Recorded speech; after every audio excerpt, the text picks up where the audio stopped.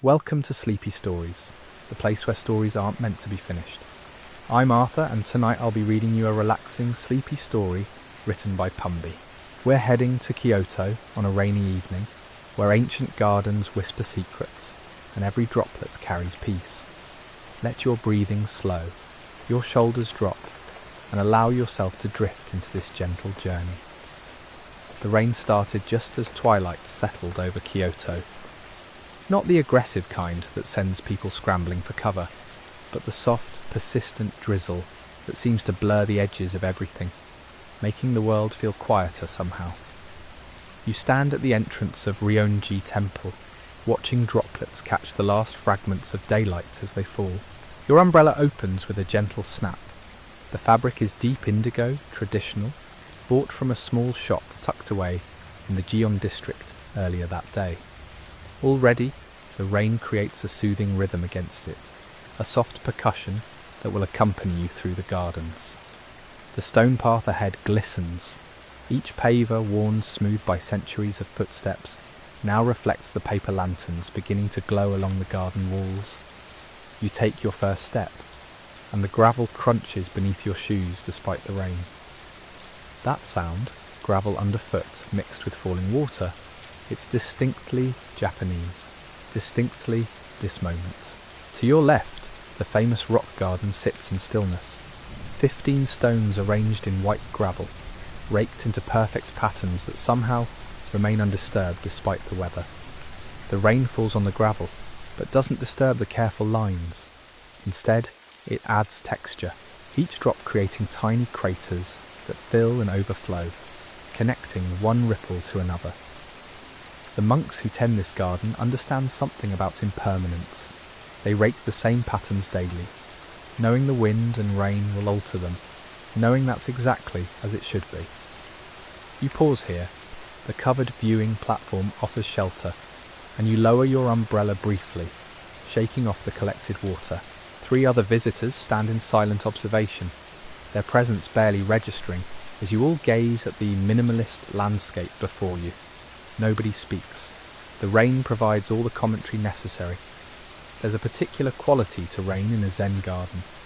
It doesn't feel like an interruption, more like the garden finally expressing its complete self, showing you what it becomes when water activates all its sleeping potential.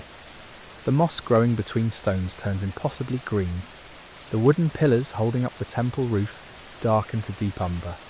Everything intensifies.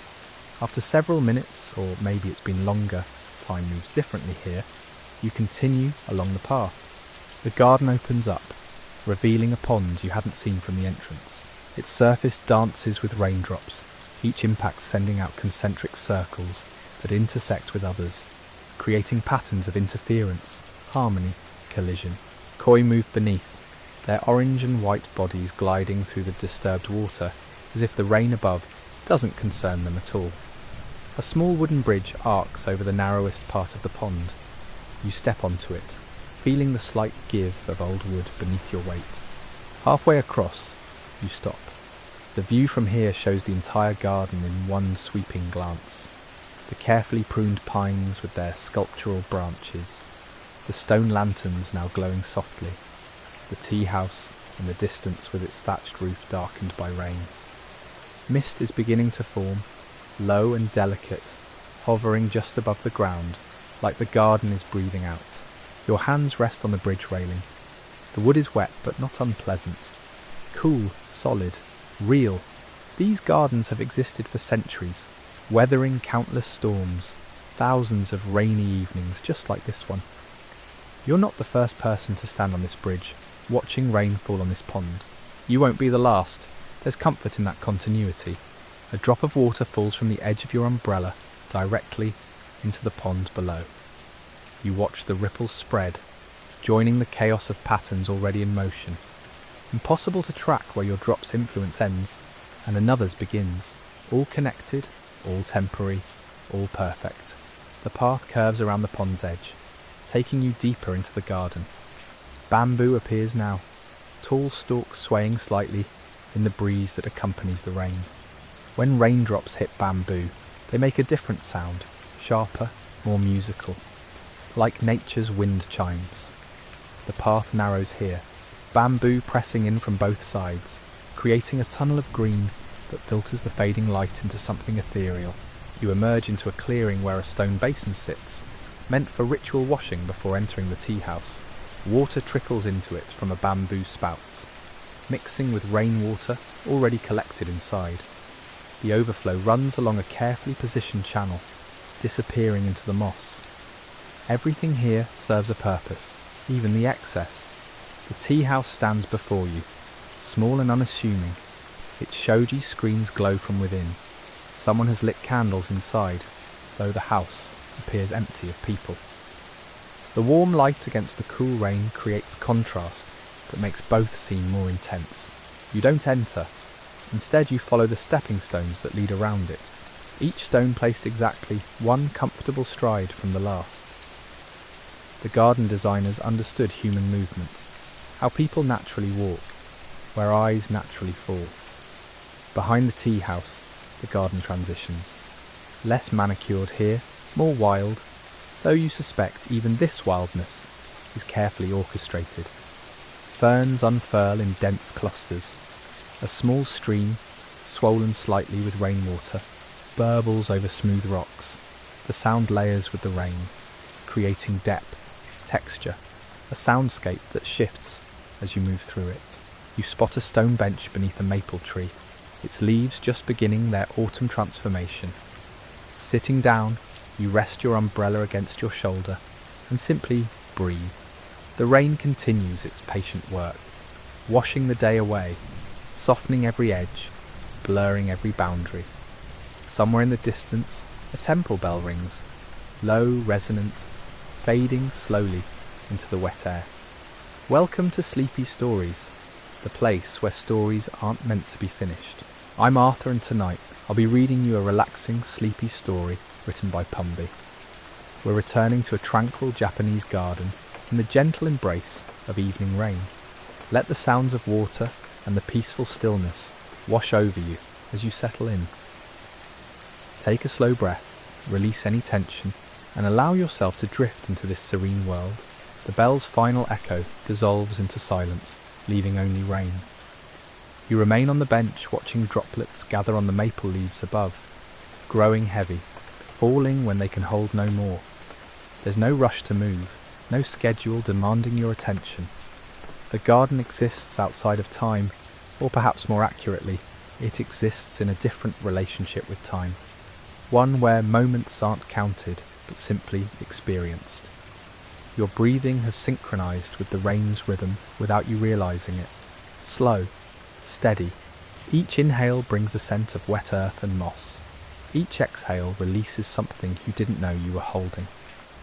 The garden is teaching you something wordless, something your body understands, even if your mind hasn't caught up yet. A koi surfaces in a nearby pond you hadn't noticed, partially hidden by ornamental grasses. Its orange scales flash briefly before it disappears again beneath lily pads. The pond is smaller than the main one, more intimate.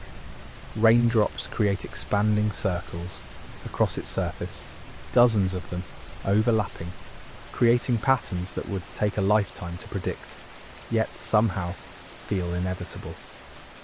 You rise from the bench, joints pleasantly stiff from stillness, and continue along the path.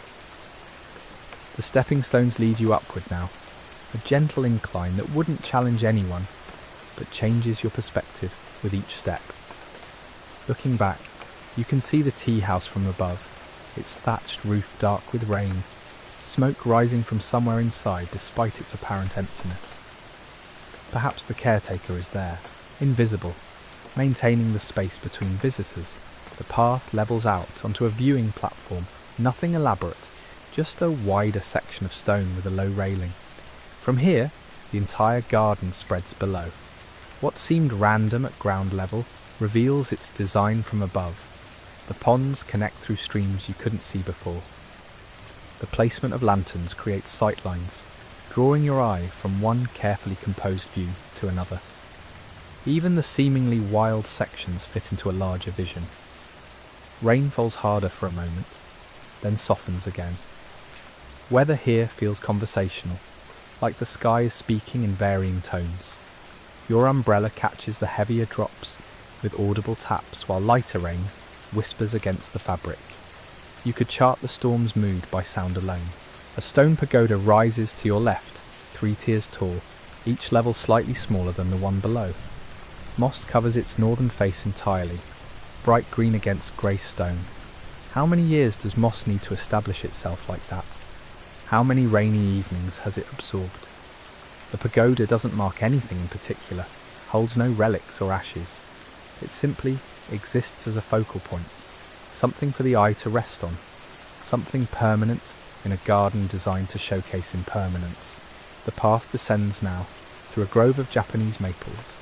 Even in the fading light, their leaves show hints of the red they're becoming. Rain intensifies their colour somehow, makes them look almost luminous. Branches arch overhead, creating a canopy that fragments the rain into smaller drops, lighter, almost mist-like by the time they reach you. Your footsteps on wet stone create a rhythm. Step, pause, step, no hurry. A snail crosses the path ahead, its shell a perfect spiral catching raindrops. You step around it, granting it the path's width. It's moving towards something or away from something with the same determination you'd apply to urgent matters. But here, urgency feels like a concept from another world. The maples open onto a rock garden, unusual to find in a stroll garden, but perfectly placed. White gravel has been raked into patterns around larger stones, and despite the rain, the patterns hold. Someone must rake this daily, you think. Every morning, restoring the design, knowing rain will soften it, knowing tomorrow they'll rake again. There's something profound in that acceptance you can't quite name. You stand at the garden's edge, not entering. It's meant to be viewed, not walked through. 15 stones of varying sizes emerge from the gravel sea like islands. From where you stand, you can count 14. There's supposed to be 15, but one always hides from any single vantage point. You'd have to move to see it, but moving would hide a different stone. Completeness requires incompleteness. Seeing everything means seeing nothing fully. The rain continues its patient drumming. Drops run down your umbrella's spokes, gathering at the tips before falling. Your shoulders have relaxed completely. When did that happen? Your jaw too unclenched without effort. The garden's peace isn't something you've consciously absorbed.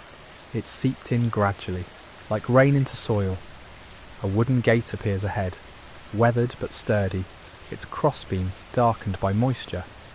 Beyond it, the path continues into an even older section of the garden, where stone lanterns lean slightly, settling into earth after centuries of standing. The gate is open, an invitation rather than a barrier. Welcome to Sleepy Stories, the place where stories aren't meant to be finished. I'm Arthur, and tonight I'll be reading you a relaxing, sleepy story written by Pumby. We're continuing our journey through a traditional Japanese garden on a rainy evening, where ancient pathways wind through landscapes designed for contemplation. Let the rhythm of the rain and the quietness of stone guide you deeper into relaxation. Take a slow breath, settle in, and let's step through that weathered gate together. You pass through the gate's threshold. The wood is smooth under your fingertips, worn by countless hands over countless years. How many others have touched this exact spot? The question arrives without urgency, drifts away just as easily. Beyond the gate, the path narrows. Ferns crowd both sides now, their fronds heavy with collected rain. When you brush past, they release their burden in cool cascades that patter against your umbrella with renewed intensity. The older section feels different immediately, wilder, though you know wild is an illusion here. Everything is intentional, just designed to appear untamed. Stone lanterns stand every 20 paces or so, each one unique. One is tall and slender, elegant. Another squats close to the ground, almost hidden by hostas. A third leans distinctly to the left, settling into earth that's shifted over decades. No one has corrected its tilt. Perhaps the lean is part of its story now. Rain collects in the lantern's carved basins. You watch circles form and disperse, form, and disperse. Each drop creates its own temporary pattern before being absorbed into the larger pool. The water will overflow eventually, spill down the stone's face, darken the moss growing in its crevices. Everything here accepts what comes. A wooden bridge appears ahead, arching over a stream swollen with rainfall. The water moves faster than you expected, chattering over rocks, creating white foam where it meets resistance. You stop at the bridge's centre, rest your free hand on the rail. The wood is wet, slightly rough. Below, the stream rushes past with singular purpose, yet even its urgency sounds peaceful somehow. A leaf floats by, spinning in an eddy before the current claims it again, carries it toward wherever this water eventually goes. The bridge's reflection wavers in the disturbed surface. You can't see your own reflection, only fragments of umbrella and darkening sky. That seems appropriate somehow. This isn't a place for seeing yourself clearly. It's a place for forgetting the need to. On the far side, the path splits, left or right. No signs indicate which way leads where. You choose left because it descends slightly, because the sound of water grows louder that direction. The path becomes steps, irregular stone slabs set into the hillside. Someone placed each one carefully, testing its stability, ensuring it would hold for centuries. Your feet find their centres instinctively. Bamboo grows thick here, creating walls of green on both sides. Rain sounds different against bamboo, sharper, more musical. The culms are thick as your wrist, segmented joints clearly visible.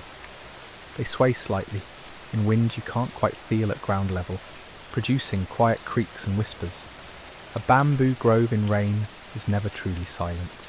The steps level out beside a pond you didn't expect. It's larger than the earlier water features, perhaps 20 feet across, kidney-shaped, edged with flat stones that disappear into the water. Rain dimples the surface in a million places at once. Koi move beneath, orange and white shapes gliding slowly. They don't seem bothered by the rain, don't seek shelter. They simply exist in it, part of the same system. A viewing pavilion stands at the pond's edge, open-sided, with a sloped roof of weathered cedar shingles. You step inside, closing your umbrella finally. The roof provides shelter, but mist still drifts in, carrying the garden's scent. Wet earth, wet stone, wet vegetation. Clean smells, fundamental smells. From here you can see the pond's entirety.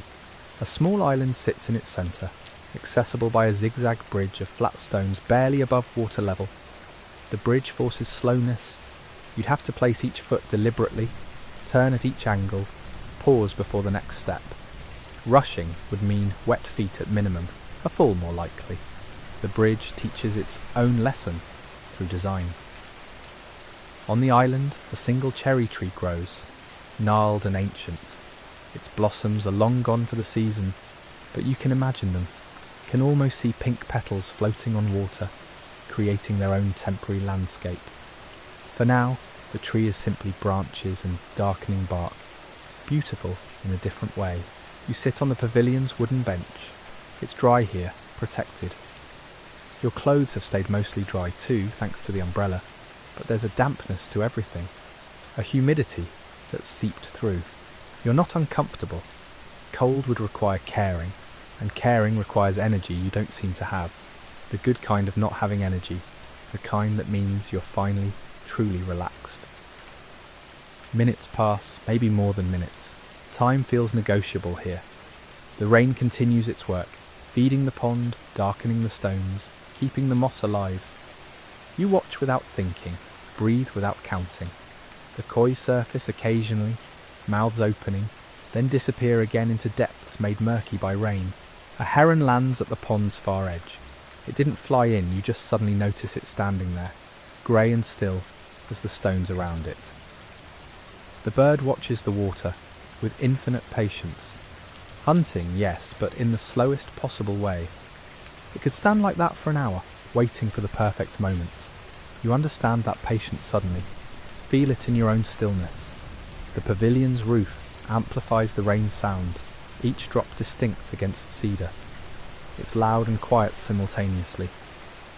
Welcome to Sleepy Stories, the place where stories aren't meant to be finished. I'm Arthur, and tonight I'll be reading you a relaxing, sleepy story written by Pumby. We continue our rain-soaked journey through a Japanese garden where time moves differently and stillness becomes something you can feel in your bones. Let your breathing slow, your thoughts drift. There's nowhere else you need to be. You've become part of the stillness yourself, sitting in this pavilion watching rain reshape the world. The heron shifts its weight, barely perceptible, one leg to the other. How long has it been standing there? How long have you been watching?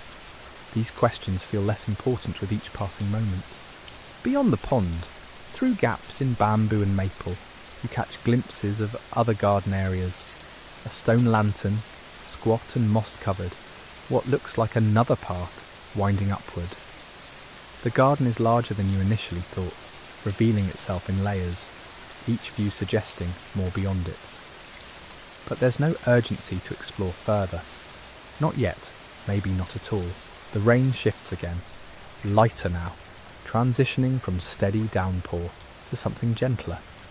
The sound against the roof softens, individual drops harder to distinguish. The heron strikes suddenly, head darting into shallow water, emerging with something silver and wriggling. The motion is so quick after such prolonged stillness that it barely registers. Then the bird is motionless again, meal consumed, resuming its patient watch. You stand eventually, though nothing prompts the movement except some quiet internal knowing that it's time. The umbrella opens again, with a soft rustle of fabric. Stepping from the pavilion feels like leaving a protected world, though the rain is now so light it's almost mist. Your shoes find the path continuing around the pond's far side. The stones here are different, smaller, fitted together, like puzzle pieces. Someone spent hours placing these, considering each one's shape, how it would nestle against its neighbours. The craftsmanship is everywhere once you start noticing. Nothing accidental, nothing careless. A small waterfall feeds the pond from the far end, water trickling over arranged stones in a miniature cascade. It's artificial, but doesn't feel that way. Nature redirected rather than forced. The sound adds another layer to the garden's audio landscape. Rain, bamboo, water over stone. Your own footsteps, breathing. The path curves away from the pond, ascending slightly through an area dense with ferns. They're everywhere here. Different varieties, different shades of green. Some unfurl in classic spiral patterns, others spread flat like hands reaching. Rain beads on their surfaces, tiny perfect spheres of water catching what little light filters through clouds and canopy. You pass a stone basin waist high filled with rainwater. A bamboo pipe extends over it, slowly filling from some unseen source. This is a chozubachu, a purification basin. In active temples, visitors would ladle water from these, rinse their hands and mouth before proceeding. Here it's purely contemplative, though the ritual's echo remains. You watch water drip from the bamboo pipe, creating ripples that spread across the basin's surface. The path splits. Left continues upward, steep enough that stone steps have been cut into the slope. Right stays level, disappearing into what looks like a tunnel of vegetation. You choose right, drawn by the enclosed feeling. The tunnel isn't long, maybe 30 feet, but it creates a distinct separation. Azalea bushes form the walls, their branches meeting overhead. They've been carefully pruned into this shape over years, decades probably. Emerging from the tunnel, you find yourself in a smaller, more intimate garden space. A courtyard really, enclosed by walls you can't quite see but can sense. The rain is barely present here, most of it caught by overhanging maples. Their leaves form a living roof, deep red even in this grey light. At the courtyard's centre, a single stone stands upright. It's taller than you, irregular, uncarved. Lichen patterns its surface in pale green patches. This is a guardian stone, perhaps, or simply a focal point. Gardens like this often include a single element that draws the eye, anchors the space. Everything else arranges itself in relation to it. Wooden benches line two sides of the courtyard. You sit again, choosing the bench that faces the standing stone most directly. From here you can see how the ground slopes subtly away from it, how smaller stones are arranged in its vicinity, like attendants around royalty. Even the moss grows in patterns that seem to acknowledge its presence. The rain stops, not gradually, but all at once, as if someone turned off a faucet. The silence that follows isn't really silence. Water still drips from leaves, from eaves, from bamboo pipes, but the active sound of rain falling has ceased. Clouds begin to break apart, visible through gaps in the maple canopy. Not blue sky yet, but lighter grey, suggesting blue might follow. A bird calls, tentative, testing the post-rain world. Another answers from farther away, then more until the garden fills with bird conversation. They'd been quiet during the rain, sheltered somewhere. Now they reclaim their territory through song. You notice your breathing has changed. Deeper, slower. Each breath fills your lungs completely before releasing. There's no tension in your shoulders, no tightness in your jaw. When did that happen? The garden has worked its way into your body somehow, adjusted things without asking permission. The standing stone catches changing light as clouds continue to separate. Its surface transforms from flat grey to something more complex. Veins of darker mineral become visible. Crystalline flecks sparkle briefly. It's just a rock, but also more than that. A presence, a marker, a reminder that stillness can be powerful. You could sit here indefinitely. The courtyard feels like it exists outside normal time, a pocket where minutes don't accumulate into hours, where waiting isn't really waiting because there's nothing to wait for. Welcome to Sleepy Stories, the place where stories aren't meant to be finished. I'm Arthur, and tonight I'll be reading you a relaxing, sleepy story written by Pumby.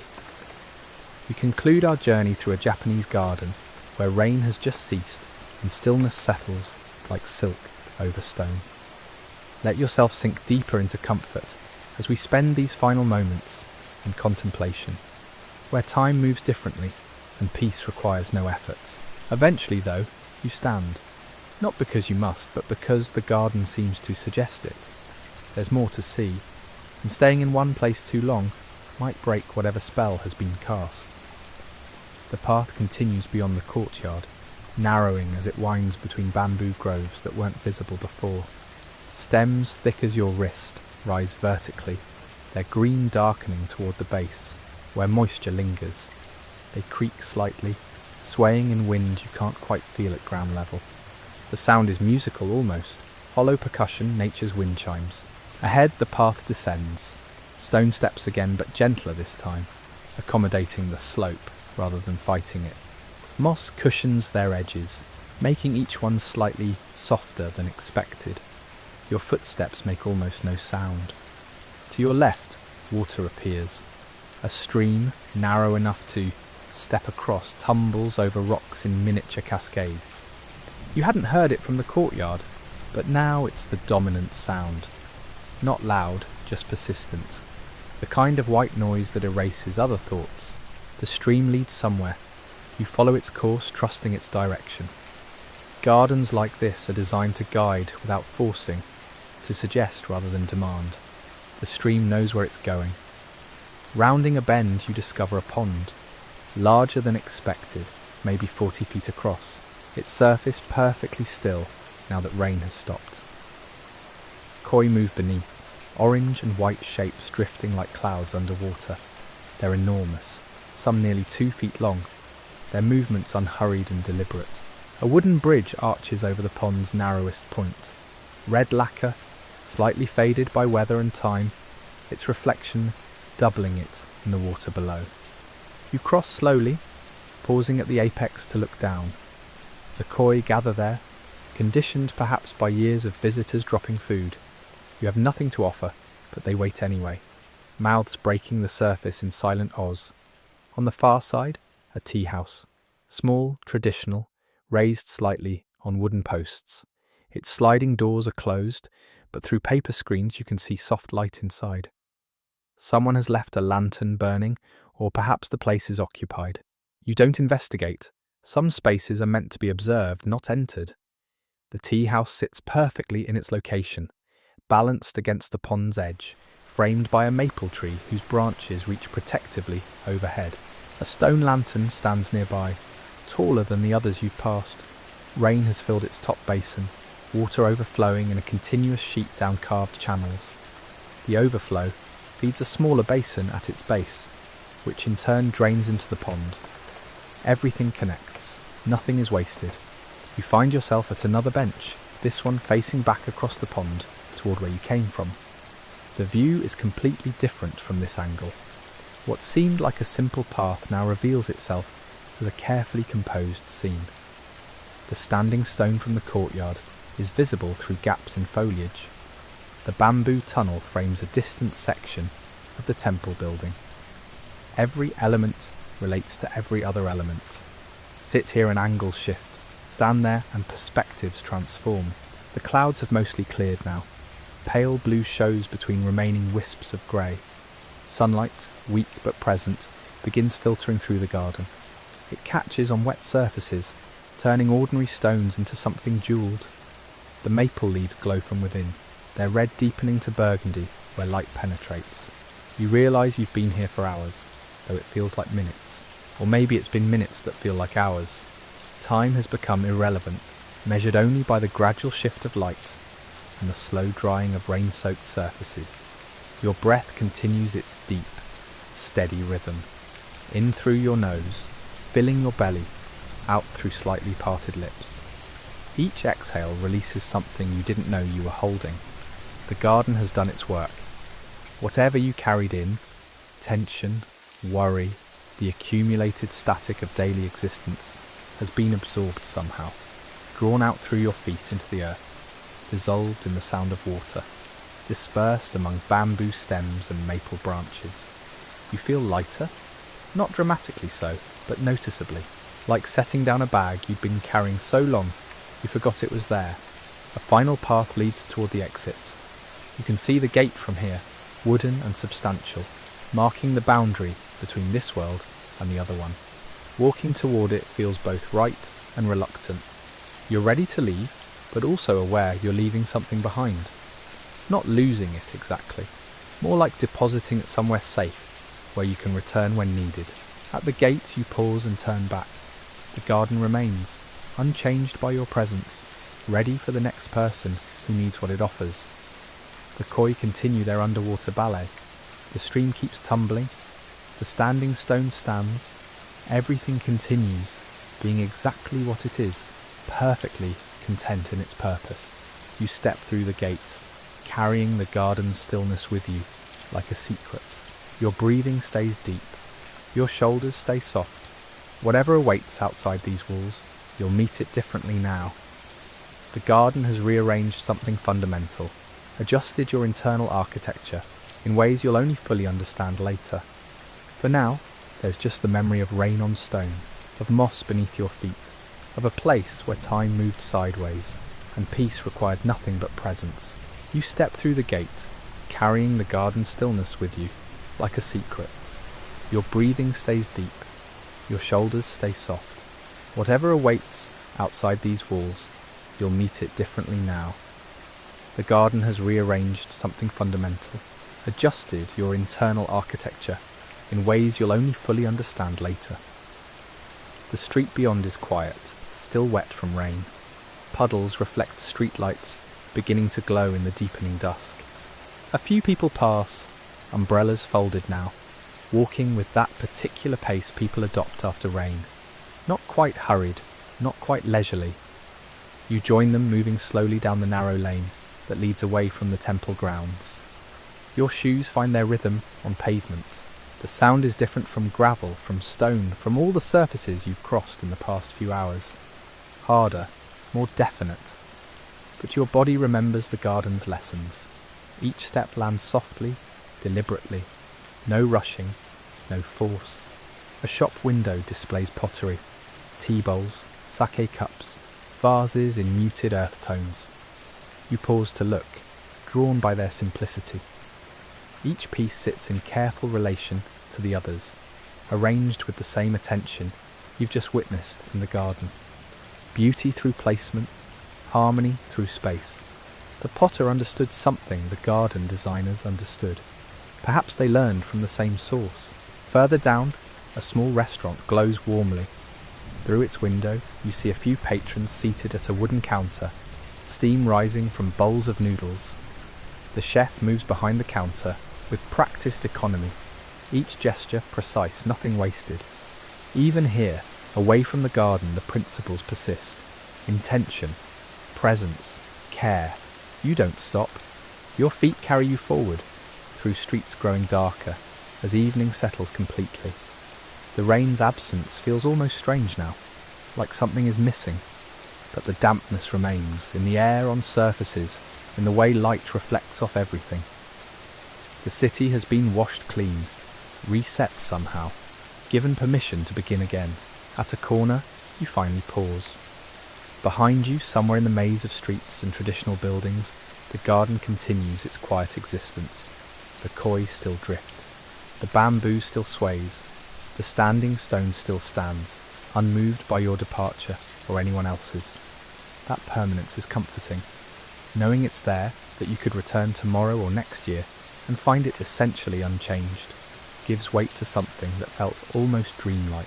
But you carry pieces of it now, in your slowed breathing, in the softness of your shoulders, in the way you're noticing things, the pattern of wet leaves on pavement, the sound of water dripping from eaves, the particular quality of light at this hour. The garden taught you to see differently, to hear what you usually miss, to find peace in simply being present. Your hand reaches into your pocket, finding the small stone you picked up, not from the garden itself, that would be wrong, but from the path just outside, a smooth grey pebble, no larger than your thumbnail. You didn't consciously decide to take it. Your fingers just closed around it at some point, claimed it as a talisman. Now it sits in your palm, still cool from the rain, ordinary and perfect. Tomorrow you'll return to whatever life was waiting. Obligations, schedules, the accumulated demands of existing in the modern world. But tonight, walking through Kyoto's quiet streets, with the memory of rain and stone and stillness, you understand something you didn't before. Peace isn't something you find once and keep forever. It's something you practice, return to, cultivate like those careful gardens. It's always there, waiting. You just have to remember to stop, to breathe, to notice. The stone stays in your hand as you walk, smooth, cool, real.